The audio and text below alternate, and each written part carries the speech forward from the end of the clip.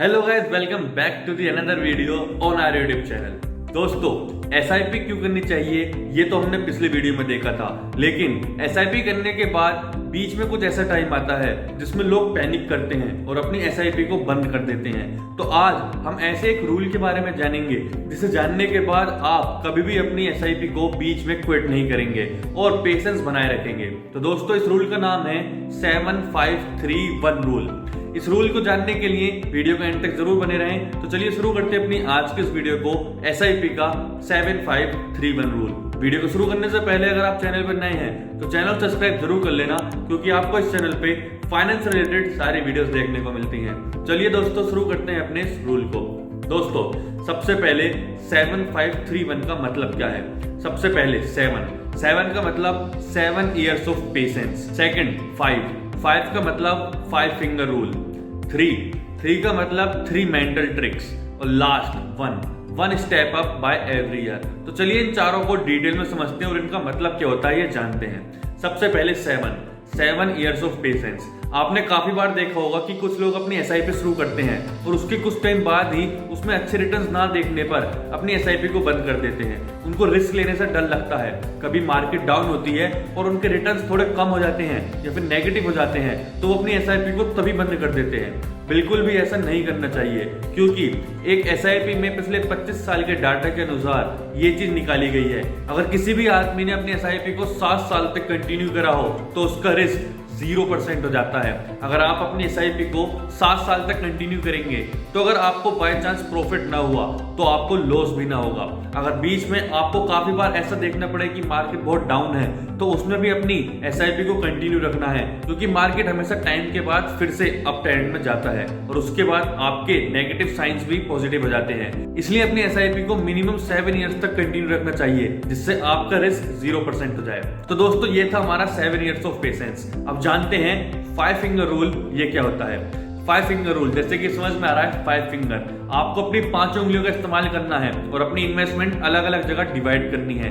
जैसे कि कोई एसआईपी आपने स्मॉल कैप में करी, कोई एसआईपी फ्लेक्सी कैप में करी, कोई एसआईपी आपने लार्ज कैप में करी और कोई एसआईपी मिड कैप में करी, ऐसे ही एटसेट्रा बहुत टाइप की होती हैं। तो अपनी इन्वेस्टमेंट अलग अलग जगह करें, एक ही जगह पे ना करें। इससे ये होगा, अगर आप लार्ज कैप में करते हैं तो आपका रिस्क कम होगा, आप स्मॉल कैप या मिड कैप में करते हैं तो आपका रिस्क ज्यादा होगा लेकिन उसमें रिटर्न्स भी ज्यादा होंगे। आप फ्लेक्सी कैप में करते हैं तो वहां पे दोनों चीजें डिवाइड में होंगी। इसलिए अपनी इन्वेस्टमेंट को अलग अलग जगह डिवाइड करके रखें, सारा अमाउंट एक ही इन्वेस्टमेंट में ना लगाएं। तो दोस्तों, ये था 5 फिंगर रूल। अब हम जानते हैं 3 mental trick. 3 mental trick simple से 3 फेजेस होते हैं। जैसे कि सबसे पहले डिसअपॉइंटमेंट फेज, जिसके अंदर आपको केवल 7% से 10% तक अपनी एसआईपी पे रिटर्न्स देखने को मिलते हैं।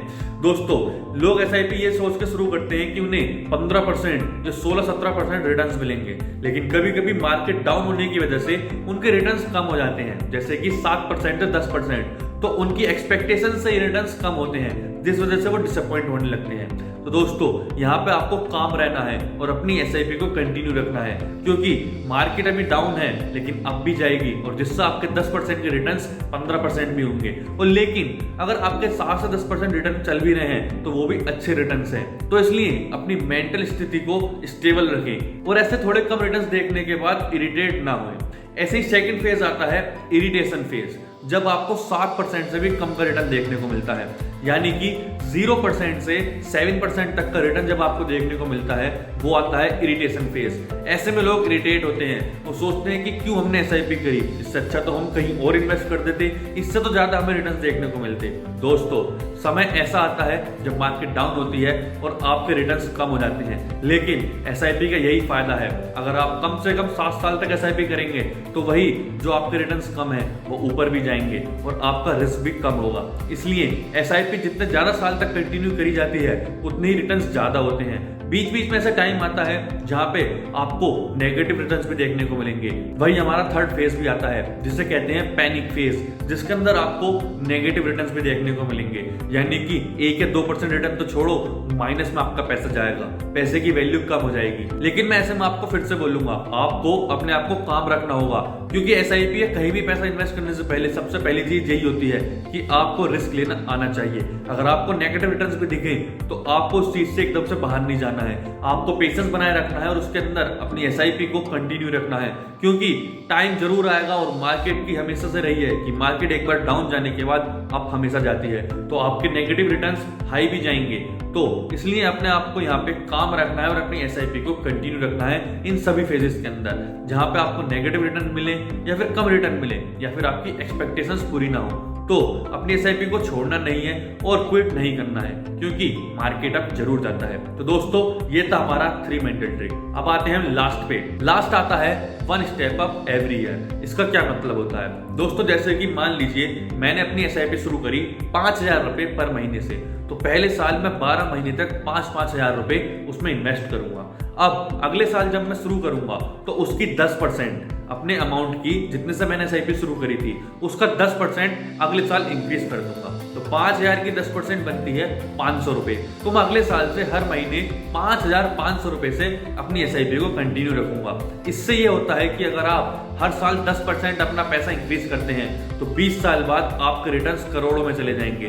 वहीं अगर आप सेम अमाउंट से रखते हैं तो आपका वही रिटर्न केवल 30-40 लाख रह जाता है, क्योंकि जैसे जैसे आपका पैसा बढ़ता जाता है पावर ऑफ कंपाउंडिंग उस पर अपना रिटर्न डालती रहती है, जिससे कि आपके रिटर्न्स और ज्यादा हाई होते हैं। तो इसलिए अगर आप अपनी एसआईपी 10,000 रुपए से शुरू करते हैं तो अगले साल 1,000 रुपए इंक्रीज करें तो दूसरे साल आपके 1,100 रुपए इंक्रीज होंगे, और ऐसे ही आपके हर बार हर अमाउंट से 10% इंक्रीज होता जाएगा, और ऐसे ही पावर ऑफ कंपाउंडिंग काम करती जाएगी और आपके रिटर्न्स इंक्रीज होते जाएंगे।